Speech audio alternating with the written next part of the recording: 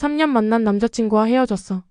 남자친구 쪽에서 먼저 헤어지자고 했지만 상황 자체가 나쁘게 끝난 건 아니었어. 우리는 비슷한 시기에 취업해서 적응하느라 서로를 잘 챙기지 못했어. 쉬는 날에도 못 만나게 되면 30분에서 1시간 정도 전화로 소통했었지.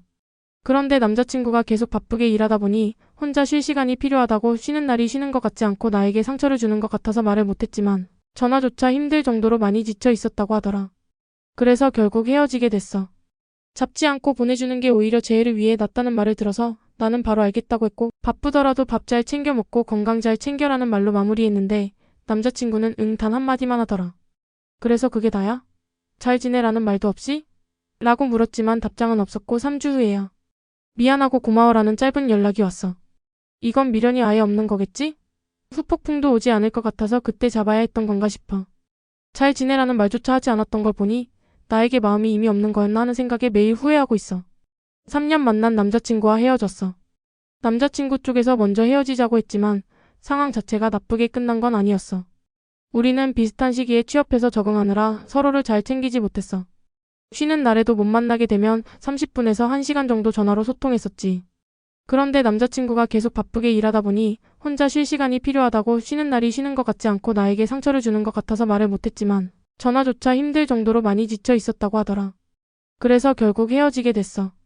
잡지 않고 보내주는 게 오히려 제 애를 위해 낫다는 말을 들어서 나는 바로 알겠다고 했고 바쁘더라도 밥 잘 챙겨 먹고 건강 잘 챙겨라는 말로 마무리했는데 남자친구는 응 단 한마디만 하더라.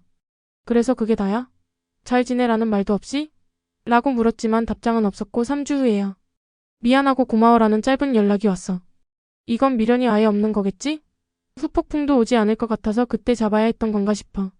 잘 지내라는 말조차 하지 않았던 걸 보니 나에게 마음이 이미 없는 거였나 하는 생각에 3년 만난 남자친구와 헤어졌어. 남자친구 쪽에서 먼저 헤어지자고 했지만 상황 자체가 나쁘게 끝난 건 아니었어. 우리는 비슷한 시기에 취업해서 적응하느라 서로를 잘 챙기지 못했어. 쉬는 날에도 못 만나게 되면 30분에서 1시간 정도 전화로 소통했었지.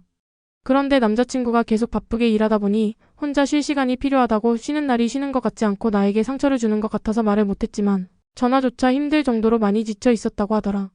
그래서 결국 헤어지게 됐어. 잡지 않고 보내주는 게 오히려 제 애를 위해 낫다는 말을 들어서 나는 바로 알겠다고 했고 바쁘더라도 밥 잘 챙겨 먹고 건강 잘 챙겨라는 말로 마무리했는데 남자친구는 응 단 한마디만 하더라. 그래서 그게 다야? 잘 지내라는 말도 없이? 라고 물었지만 답장은 없었고 3주 후에야. 미안하고 고마워라는 짧은 연락이 왔어. 이건 미련이 아예 없는 거겠지? 후폭풍도 오지 않을 것 같아서 그때 잡아야 했던 건가 싶어. 잘 지내라는 말조차 하지 않았던 걸 보니